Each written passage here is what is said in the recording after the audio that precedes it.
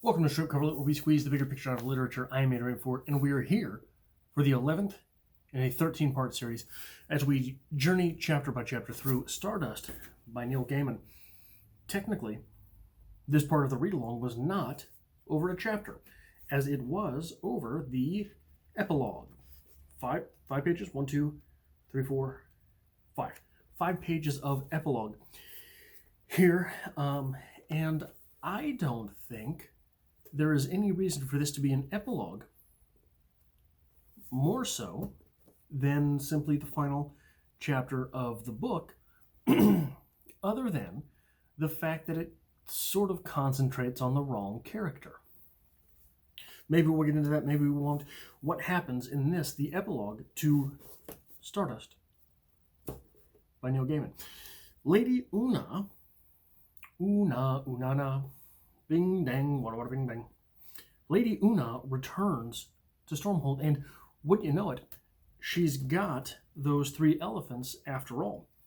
A couple years later, Tristran and Yvain, they wander into town, and they wander into town as vagrants, and it is a term of, it is a blemish on the town's name as how Tristran and Yvain were treated as vagrants, because after all, they were not vagrants.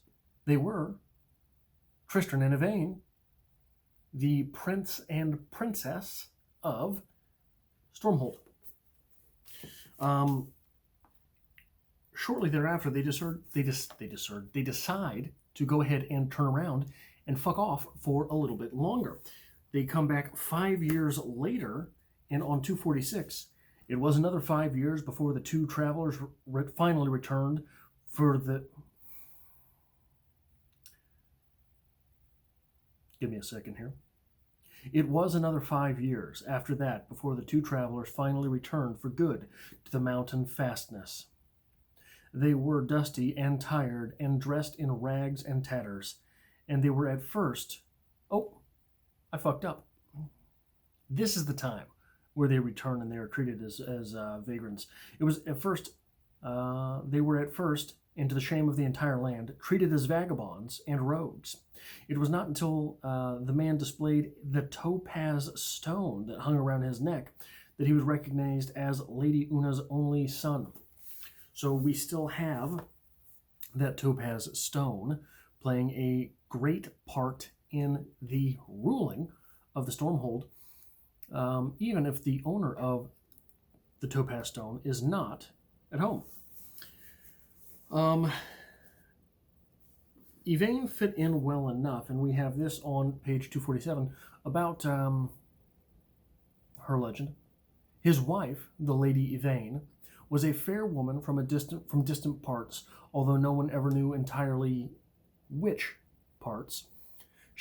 When she and her husband first arrived at Stormhold, she took herself a suite of rooms in one of the highest peaks of the citadel. The suite that had long been abandoned as unusable by the palace and its staff, its roof had collapsed in a rockfall 1,000 years earlier. No one else had wished to use the rooms, for they were open to the sky, and the stars and the moon shone down upon them so brightly through the thin mountain air that it seemed one could simply reach out and hold them in one's hand. A good while after this, but very shortly in the actual writing, in the chapter itself, as this is only 5 pages, Tristran dies in his sleep. He dies in his sleep as an old man laying next to Yvain, and then Yvain rules for quite some time. In fact, I don't believe we get the end of her reign. We just understand, perhaps, that she is reigning to this day. So what happens? What are we talking about here? In the final part of the read-along, we will have a review and an opening paragraph video for this book as well. We finally get the Stormhold as an actual settlement, as opposed to simply a castle. We had never been introduced to the Stormhold as a settlement And I have to say, one critique of this is that it was not painted very well. We get more information about that little hotel, that little inn at which they all stop and several of them get gutted. We have more detail about that settlement, that little emirette on the road, than we do about the Stormhold being arguably the main setting, not the main setting. The main setting insofar as the main character does not always have to be the character upon which the story focuses. This is the main setting of Stardust. The Stormhold is the main setting of Stardust insofar as we can see that the main setting does not have to be the place where most of the story takes place. Though, with the exception of Tristran's home at Wall, the Stormhold probably hosts more of this story than any other setting. If we go back to the Brothers 3 who hail from this setting as well.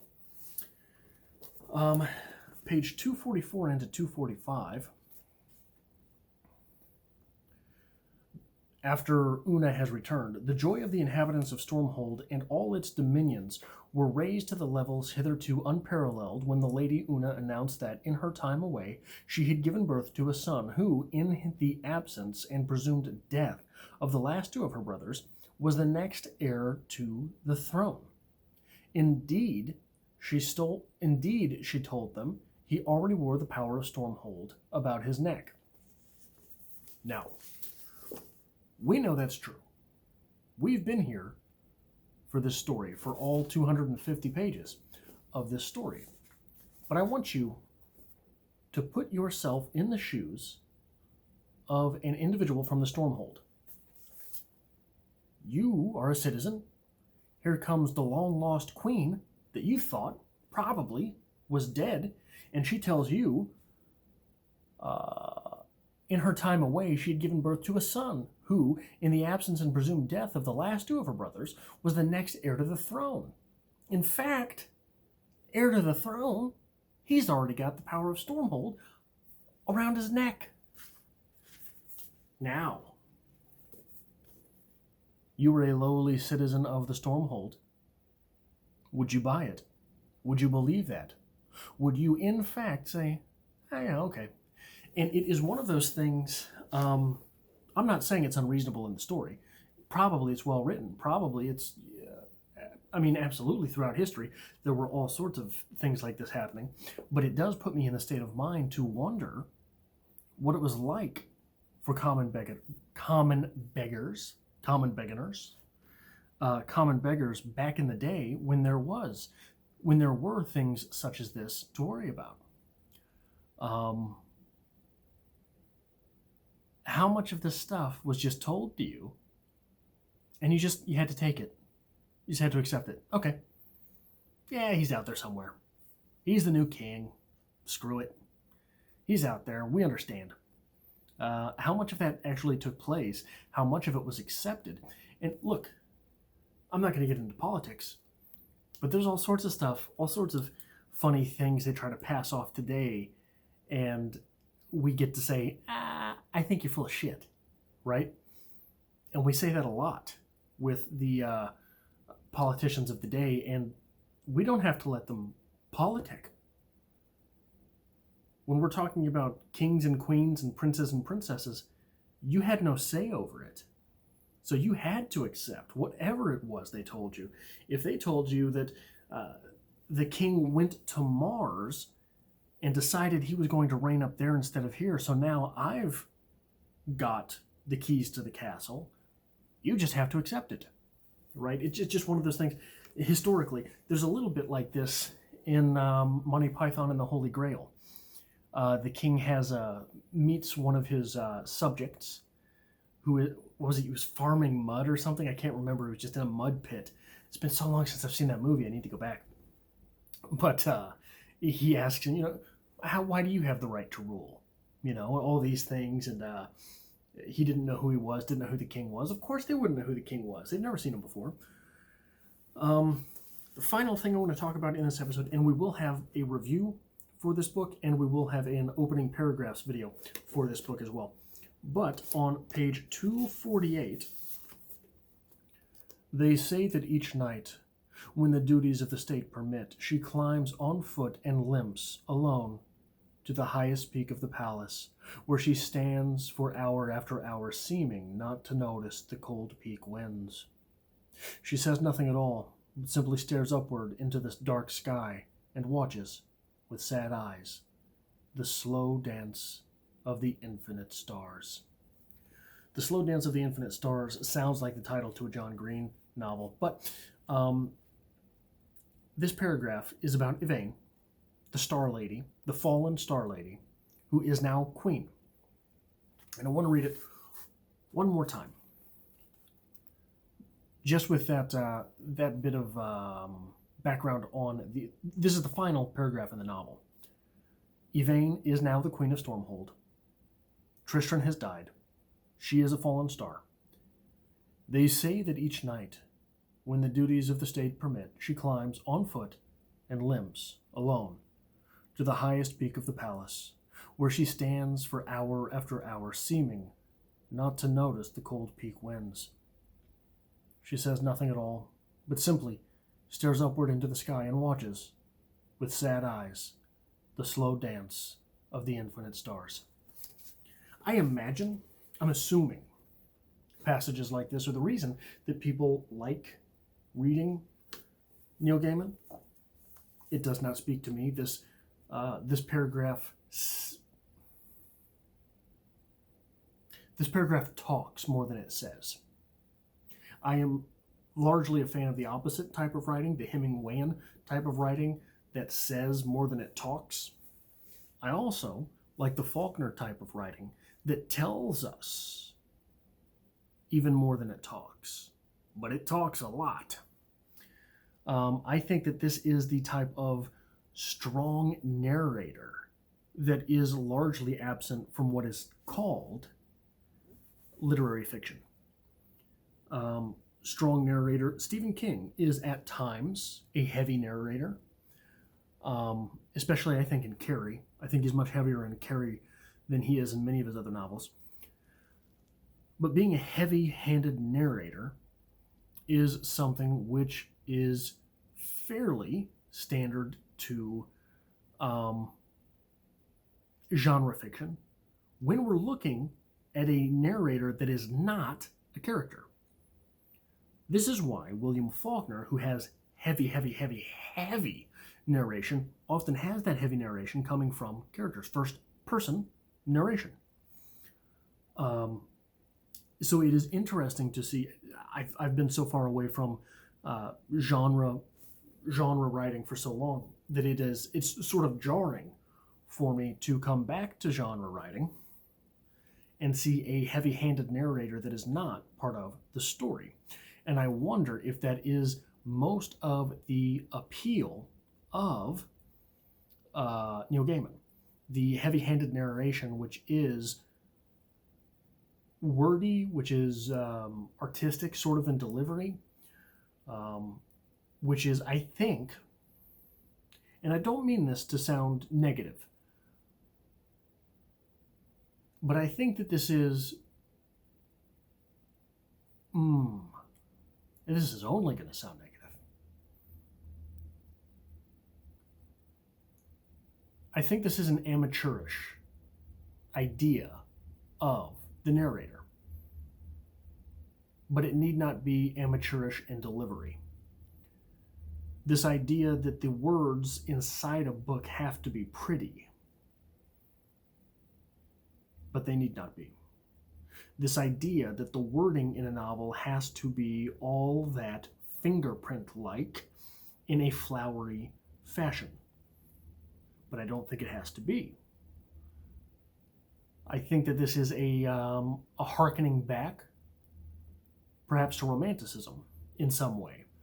This idea that the narrator has to embellish, right, as opposed to dressing down. Even with Faulkner, when we have embellishments, those embellishments tell us more about the character delivering them, perhaps, than the subject of the embellishment. So, what am I talking about here?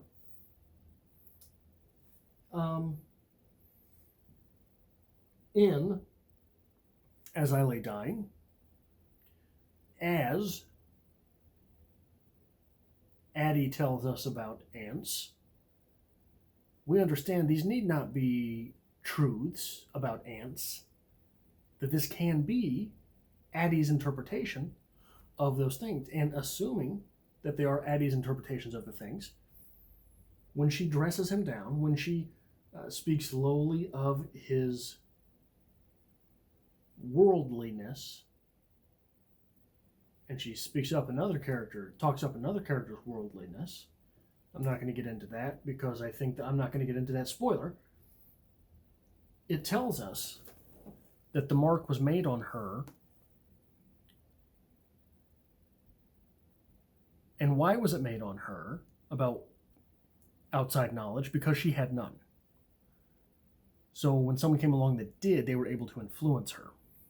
So that tells us about her versus necessarily the subject at hand. That didn't make any sense if you've never read As I Lay Dying. I don't think so. Let me see, what else?